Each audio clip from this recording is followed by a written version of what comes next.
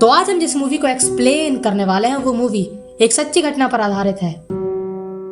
तो movie start होती है जहाँ पर ये आदमी शादी करने के लिए एक लड़की को देखने आता है। इस आदमी का नाम होता है फ्रेड और इस लड़की का नाम होता है डॉली। और जैसा कि हम देख सकते हैं कि डॉली है एक बहुत ही ज्यादा खूबसूरत सी कन्या और फ्रेड लगता है एकदम गैंडे की तरह, पर शक्ल सूरत मायने नहीं रखती, इंसान अच्छा होना चाहिए। और फ्रेड के पास एक और चीज भी है, गलत मत समझिए, मैं बात कर रहा हूँ पैसों की। जी हाँ, फ्रेड के पास है काफी पैसा, इसीलिए तो डॉली जैसी खूबसूरत सी कन्या उसके साथ शादी करना चाहती है और इन दोनों की शादी हो भी जाती है। पर कुछ समय बाद इन दोनों के बीच नोक झोंक भी होती है, क्योंकि फ्रेड को मतलब था अपने काम से और अगर डॉली उसके लिए कुछ करती है तो वो उसको इग्नोर करता है। दरअसल डॉली का सपना था हॉलीवुड में जाने का, क्योंकि वो एक बहुत ही ज्यादा खूबसूरत सी कन्या है, पर फ्रेड उसकी एक भी नहीं सुनता। अब उसके पास जो एक ड्रेस थी उसमें वो कुछ अपने मन का करवाना चाहती थी और वो चली जाती है फ्रेड की फैक्ट्री, जहाँ पर एक लड़का काम करता है जिसका नाम है ओटो, जो कि दिखने में 17 साल का बिल्कुल नहीं लगता। ओटो फ्रेड की फैक्ट्री में काम करता है और डॉली को ये लड़कियां बताती हैं कि फ्रेड कहानियां भी लिखता है, क्योंकि वो एक राइटर बनना चाहता है। और ये बात सुन के डॉली को काफी अच्छा लगता है। अब डॉली चाहे फ्रेड के लिए कितना भी अच्छा कर ले, पर फ्रेड को फर्क नहीं पड़ता। वो अपने दोस्तों के साथ पीता है, जानवरों की तरह खाता है और रात में डॉली के साथ बूम बूम करके सो जाता है। पर डॉली चाहती है कि वो उसको बाहर घुमाए और जब भी वो इस बारे में उससे बात करती है फ्रेड का पारा हाई हो जाता है। वो कहता है कि मैं अपना काम करूं या तुम्हारे शौक पूरे करूं।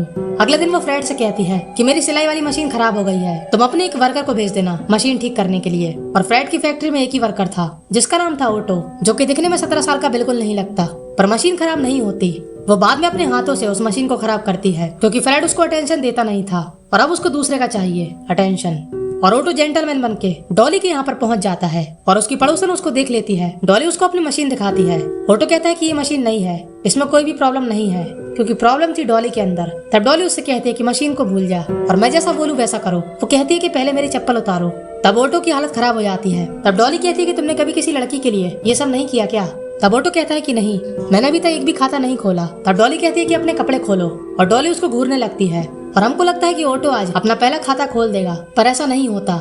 डॉली ओटो के अरमानों को जगाकर उसको वापस भेज देती है और कहती है कि फिर कभी देखेंगे। और अगले दिन ओटो फिर पहुंच जाता है इस उम्मीद में कि आज उसका खाता खुल जाएगा और वो काफी खुश होता है। और इस बार भी डॉली की पड़ोसन उसको देख लेती है और जैसे ही डॉली ओटो को देखती है वो उससे चिपकने लगती है और हमको लगता है कि यहाँ पर बूम बूम का प्रोग्राम शुरू हो जाएगा, पर ऐसा नहीं होता। डॉली उससे पहले अपने घर का काम करवाती है, क्योंकि उसको मालूम था कि ये बूम बूम करने के लिए मरा जा रहा, तो अभी ये उसके लिए कुछ भी कर सकता है। और काम होने के बाद फाइनली डॉली उसके साथ करती है बूम बूम। डॉली कहती है कि मेरा पति एक नंबर का पप्पू इंसान है। तब ओटो कहता है कि तुम उसको डिवोर्स दे सकती हो, पर डॉली ऐसा नहीं करने वाली, क्योंकि फ्रेड के पास है काफी पैसा, तो वो उसको डिवोर्स नहीं देना चाहती। वो चाहती है फ्रेड के पैसे और ओटो का प्यार, क्योंकि फ्रेड उससे प्यार नहीं करता। वो पी के आता है और अपने 10 सेकंड का स्टेमिना दिखाकर सो जाता है। अब एक दिन फ्रेड के घर में पार्टी होती है, जहाँ पर डॉली की पड़ोसन डॉली से पूछती है कि वो लड़का कौन है जो तुम्हारे यहाँ पर आता है। तब डॉली कहती है कि वो मेरा सौतेला भाई है, पर फ्रेड उसको पसंद नहीं करता, इसलिए वो मेरे घर पर चोरी छुपे आता है। और अब डॉली की हालत खराब हो रही थी, क्योंकि ये पड़ोसन कुछ ज्यादा ही तेज है। अब अगले दिन जब ओटो उसके घर पे आता है तब वो उसे ऊपर का रूम दिखाती है, जिसको बोलते हैं एटिक। डॉली ओटो से कहती है कि अगर तुम मुझसे सच्चा प्यार करते हो तो तुम आपसे यहीं पर रहोगे। वो ओटो से कहती है तुम जो चाहो यहाँ पे खा सकते हो, तुम खाली समय में कहानी लिख सकते हो,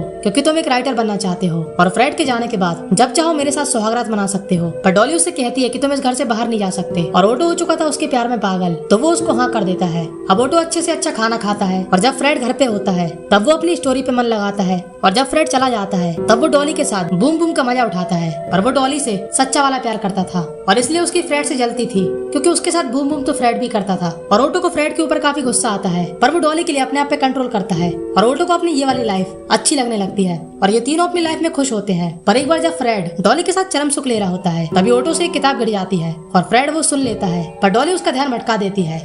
अब एक बार डॉली ओटो के लिए केक लेकर आती है। दरअसल ओटो की स्टोरी पब्लिश होने वाली है और ओटो इस बात को सुन के काफी ज्यादा खुश हो जाता है और डॉली ओटो के साथ बाहर क्लब में पार्टी करने जाती है। अब शुरू में तो ओटो डांस करता है, पर थोड़ी देर बाद उसकी हालत खराब हो जाती है। दरअसल ओटो को डॉली के साथ रहते हुए पूरे 6 साल हो चुके हैं और वो लोगों को देखकर घबरा जाता है। वो डॉली से कहता है कि मुझे घर ले चलो, और घर में वो डॉली से कहता है कि मैं ऐसी लाइफ नहीं जीना चाहता, मैं तुमसे शादी करना चाहता हूँ। पर डॉली गिरगिटार की तरह मुंडी हिलाकर मना कर देती है, क्योंकि ओटो उससे प्यार तो करता था, पर ओटो के पास नोटों की कमी थी। अब जब फ्रेड घर पे आता है तब डॉली उससे पूछती है कि क्या तुमने पॉलिसी बाजार से लाइफ इंश्योरेंस करा रखा है? तब फ्रेड बोलता है हाँ। अब फ्रेड जैसा भी था पर वो उससे प्यार करता था। वो डॉली से कहता है कि कल मैं तुमको पार्टी में ले जाऊंगा और डॉली ये सुन के काफी ज्यादा खुश हो जाती है। जब ये लोग पार्टी में जाने के लिए तैयार हो रहे होते हैं तब फ्रेड उसको एक नेकलेस गिफ्ट करता है और डॉली की खुशी अलग ही लेवल पर होती है। और ये देखकर हमको समझ में आता है कि डॉली को महंगी महंगी चीजें काफी पसंद है। और फ्रेड का मूड होता है काफी अच्छा और पार्टी में जाने के बाद ये लोग डांस करते हैं। पर तभी वहाँ पर एक दूसरा आदमी आ जाता है और डॉली के साथ डांस करने लगता है और फ्रेड की जल के ज्वालामुखी हो जाती है। अब डांस करते हुए उसको एक दूसरा आदमी मिलता है। ये होता है फ्रेड का इंश्योरेंस कंपनी वाला। इसी ने फ्रेड का इंश्योरेंस किया और डॉली ये सुनने के बाद उस पर अपने डोरे डालने लगती है। तभी फ्रेड बौखला जाता है और डॉली से कहता है कि हम यहाँ से जा रहे हैं। और दूसरी तरफ ओटो नवाबों की तरह खुला मेन कमरे में बैठा होता है। और जैसे ही डॉली और फ्रेड घर पे आते हैं ओटो वहाँ से भाग जाता है। पर फ्रेड को उसका एहसास हो जाता है और वो अपनी गन निकाल कर उसको ढूंढने लगता है। पर ओटो वहाँ से भाग जाता है। और जब ओटो घर पे वापस आता है तब डॉली उसको एक गन देती है और उससे कहती है कि मैं तुम्हारी बहुत चिंता करती हूँ तो तुम इस गन को अपने पास रखो। पर डॉली के दिमाग में काफी खतरनाक खिचड़ी पक रही होती है जिसकी महक हमको आगे आएगी। अब डॉली अगले दिन रॉय के पास जाती है और उससे कहती है कि मुझे डर है कि फ्रेड कुछ उल्टा सीधा ना कर दे। और वो उसको बातों ही बातों में फुल लाइन दे रही होती है और रॉय ये समझ जाता है। वो उससे कहता है कि तुम चिंता मत करो, मैं तुम्हारी हेल्प करूंगा। अब फ्रेड डॉली को डिनर पे ले जाता है पर डॉली फ्रेड की बेवजह बेइज्जती करने लगती है कि तेरी बॉडी है सांड जैसी और तेरी शक्ल है खैर छोड़िए। और ये सुनकर फ्रेड एकदम बौखला जाता है। पर डॉली चल रही होती है खतरनाक चाल। उसको मालूम था कि इसके बाद फ्रेड घर पर उसकी हालत खराब कर देगा और कुछ ऐसा ही होता है। वो घर पे भी उसको खूब गुस्सा दिलाती है और फ्रेड उसका गला पकड़ लेता है। पर तभी वहाँ पर ओटो गन लेकर आ जाता है और फ्रेड से कहता है कि मैं तेरी बीबी का आशिक हूँ और मैं यहाँ पे 6 साल से रह रहा हूँ। और फ्रेड यहाँ पे इमोशनल हो जाता है। वो डॉली से कहता है कि मैं तुमसे सच में प्यार करता था। तब डॉली उससे कहती है कि तुम मुझसे प्यार नहीं करता था, तू सिर्फ आता था, बजाता था और सो जाता था। तभी फ्रेड ओटो पर हमला कर देता है पर ओटो से बंदूक चल जाती है और फ्रेड का राम नाम सत्य हो जाता है। वो डॉली से कहता है कि तुम घबराओ नहीं, हम लोग इसको चोरी की तरह दिखाएंगे। वो उसकी घड़ी ले जाता है और डॉली को कमरे में बंद करके वहाँ से भाग जाता है। और जब वहाँ पर पुलिस आती है तब डॉली उनसे कहती है कि एक चोर ने फ्रेड को मार दिया। पर ये डिटेक्टिव फ्रेड का पर्स देख लेता है जिसमें पूरे पैसे होते हैं और उसको डॉली पे थोड़ा बहुत शक होता है। और ओटो उसके पास फिर से आ जाता है। अब डिटेक्टिव डॉली से घुमा फिरा के सवाल पूछता है पर डॉली उसको गुमराह करने की कोशिश करती है। पर डिटेक्टिव को उस पे शक था और अगले दिन वो अपने घर पे इंश्योरेंस वाले रॉय को बुलाती है और वो फ्रेड के पूरे पैसे बिना किसी प्रॉब्लम के डॉली के नाम करवा देता है। डॉली उससे कहती है कि पैसा मेरे हाथ में आने के बाद हम दोनों साथ में रहेंगे।